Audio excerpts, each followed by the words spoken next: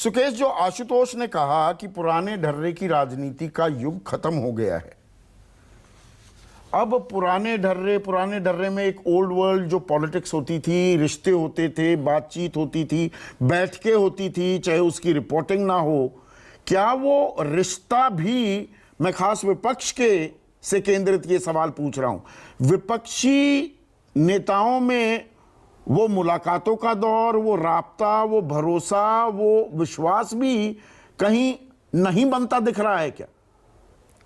क्या बड़ी खबर हमें पिछले कुछ महीनों में ये सामने आ रही है? मैं ऐसे कह सकता हूं, मैं इसको ऐसे कह सकता हूं संदीप कि पॉलिटिकल कल्चर बदल गया है। आशु ने बात की, पहले पॉलिटिक्स ऑफ कन्विक्शन था, आज पॉलिटिक्स ऑफ कंपल्सन है।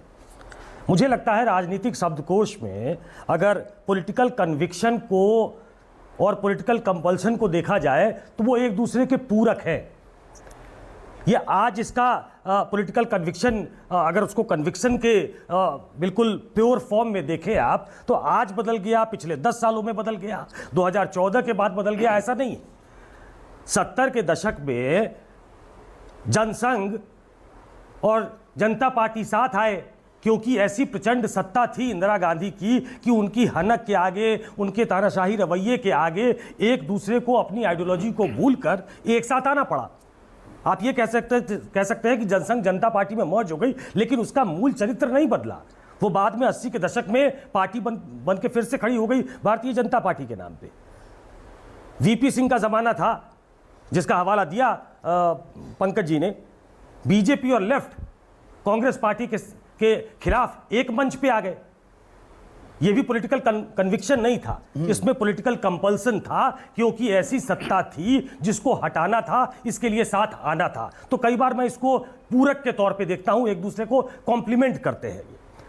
कांग्रेस पार्टी और बार बार ये मैं एल.के. आडवाणी बार बार कहा करते थे, मैंने कई बार सुना उनको, कि बीजेपी ने इस देश की राजनीति को बाइपोलर पॉलिटी में तब्दील कर दिया है।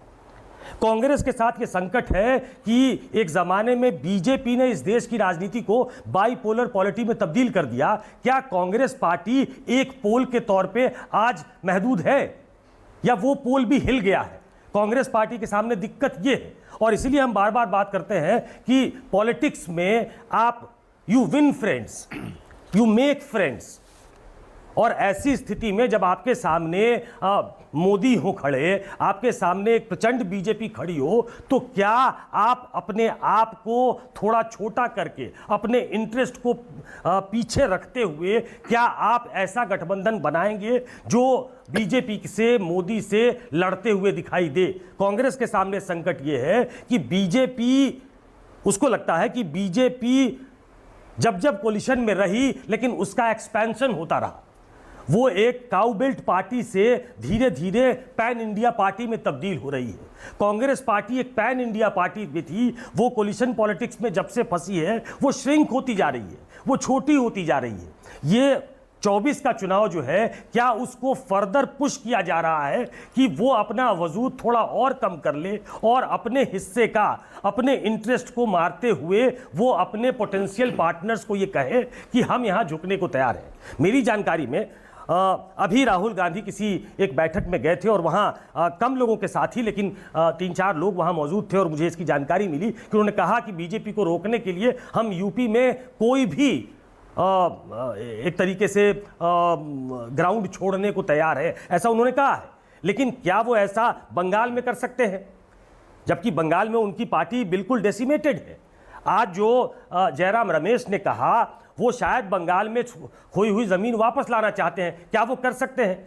वो ममता बनर्जी की तरफ इशारा कर रहे थे संदीप, जब उन्होंने कहा कि हम जेपीसी डिमांड कर रहे हैं और कुछ पार्टियां वो सुप्रीम कोर्ट मॉनिटर्ड इंक्वायरी चाहती हैं। ये टीएमसी चाहती है। टीएमसी की तरफ से अदानी के लिए कुछ नहीं कहा गया। उन्होंने बहुत म्यूट एक तरीके से वो हो गए हैं और उन्होंने सिर्फ एक इंक्वायरी की मांग की।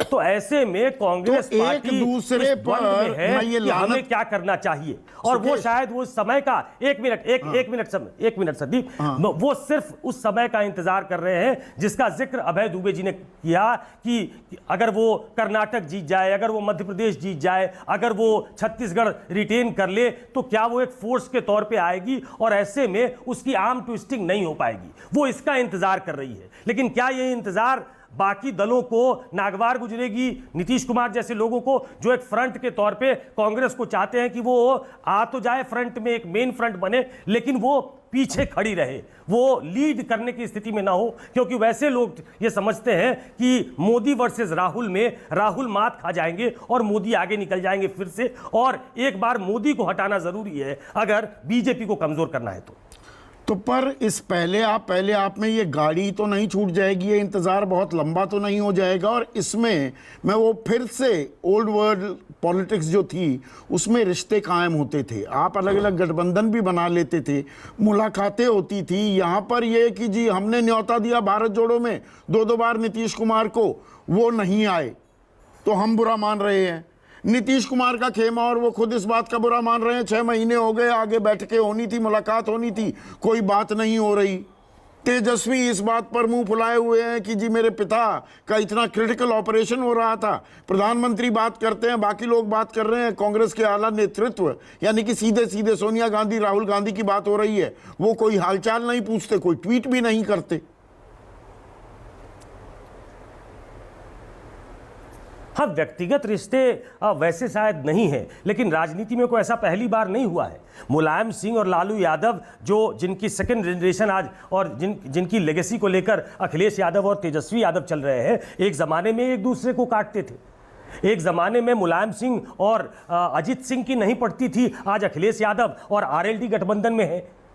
तो ऐसा नहीं है, राजनीति में ये पहले भी हुआ है। लेकिन हाँ, अपना इंटरेस्ट कोई भी पार्टी देखना चाहती है, और अधिकतर पार्टियां जो कांग्रेस की पोटेंशियल एलाई हो सकती है वो ये समझती हैं कि कांग्रेस को अभी वक्त है कि उनको मान जाना चाहिए, या कांग्रेस पे ये दबाव बनाया जाए कि आप तीसरी बार सत्ता से ना बाहर हो जाओ या मोदी सत्ता में वापस आ जाए, इसलिए आपको कंसीड कर लेना चाहिए। तो अपनी जो व्यक्तिगत या पार्टी का जो हित है वो उसको कोई भी पार्टी आगे रखना चाहेगी। मुझे लगता है कांग्रेस भी आगे रखना चाह रही है। इसमें एडवांटेज बीजेपी अभी साफ दिख रही है। 2024 की लड़ाई बहुत दूर है, कह सकते हैं। पर इनिशियल एनालिसिस करें तो इस तरह की आपस में छींचा लेदर चल रही है और समन्वय नहीं बनता दिखता है, तो एडवांटेज बीजेपी।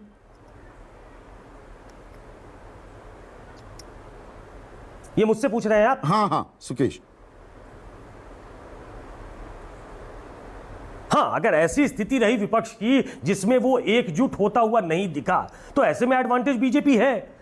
बीजेपी कई मुद्दों पे घेरी जा सकती है, कांग्रेस को और विपक्ष को लगता है कि इन मुद्दों पर वो घेर भी सकती है, लेकिन वो अपना हाउस ऑर्डर में अगर नहीं रखेगी, वो कई फ्रंट बीजेपी के सामने अगर खुले रहेंगे, तो ऐसे में एडवांटेज बीजेपी होगा। बीजेपी वैसे अगर देखा जाए तो वो अपने किसी बड़े एलाई के साथ नहीं है, वो उसके सामने 10 साल की एंटी इनकम्बेंसी भी होगी। लेकिन क्या इसको भुनाने के लिए ये जो आजकल एक कल्ट पॉलिटिक्स हो गई है, एक अल्टरनेटिव नैरेटिव की बात की जाती है, तो वो नैरेटिव अगर सामने नहीं होगा, वो कोई चेहरा सामने नहीं होगा, वो एकजुटता नहीं दिखेगी बीजेपी के खिलाफ, तो ऐसे में एडवांटेज मोदी होगा। हाँ, इसका एक और पहलू भी है। लेकिन आशुतोष